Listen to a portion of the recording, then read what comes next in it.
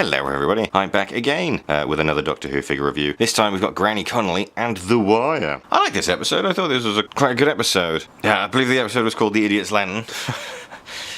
Nearly forgot to mention that. It had some fun moments in. It's had some really sort of creepy visual aesthetics with the people with no face, which of course is what we got. Action figure. They didn't. I like the way they actually brought the action figure of The Wire to life. As you can see, I don't know if you can actually see that very well, but you can't really. Oh, there we go.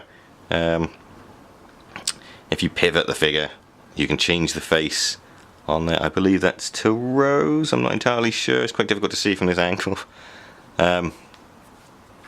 But yeah, it's got one of those sort of 3D holographic sort of cards inside, so the kids can really sort of try and reenact the episode as best as possible. The Wire figure itself, obviously, you can't really do much with a disembodied entity that lives in electricity. I do like the novelty factor of having her sort of in as part of the set. Mine's a little bit banged up, as you can see. She's taking some scratches. Mine again was second hand.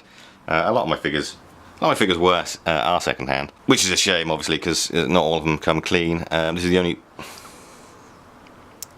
Wire figure I've actually got, whereas others I've got doubles off. And I'm definitely going to pick up a more cleaner and pristine one in the future.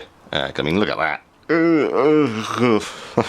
And sadly, I've tried, but I can't actually clean that off there.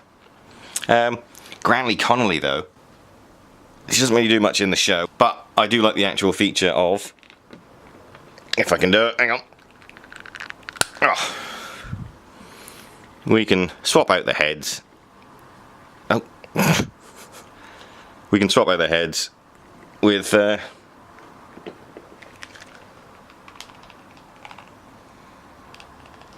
oh, goodness me! We can have some difficulty swapping out the heads, and you can interchange between her having a face and her being eaten by the Wire. The figure itself, Granny Connolly, you can bend her arms. She's got the sort of shoulder, the sort of the mid-level arm swivel.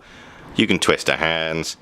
You can bend her shoulders, bend her elbows there. Obviously you can twist her head. I mean, you can twist her head right off.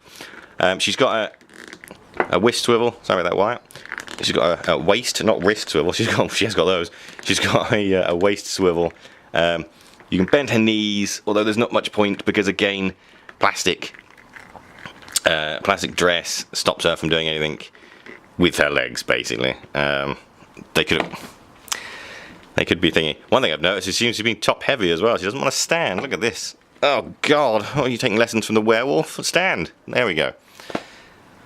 The face sculpt itself, they've done a pretty decent job. But again, completely lifeless. There's no emotion to any of these faces, and that's something that I'd never noticed until I started doing these reviews, and it's really starting to bum me out. There's just minimal.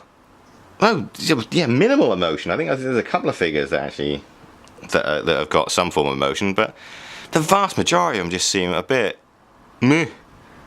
With the Wire, obviously there's nothing to sculpt. It is just literally just a picture.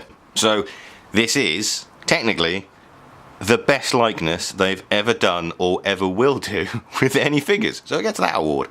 Other than that, it's a pretty fun set. It's great for fans of the episode. The kids, though, I'm not really sure they're really going to bother playing with it, are they?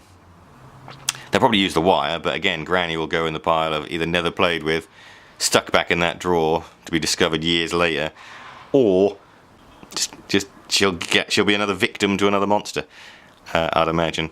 The Wire, though, will probably get used once or twice. For collectors, I would definitely say it's worth buying.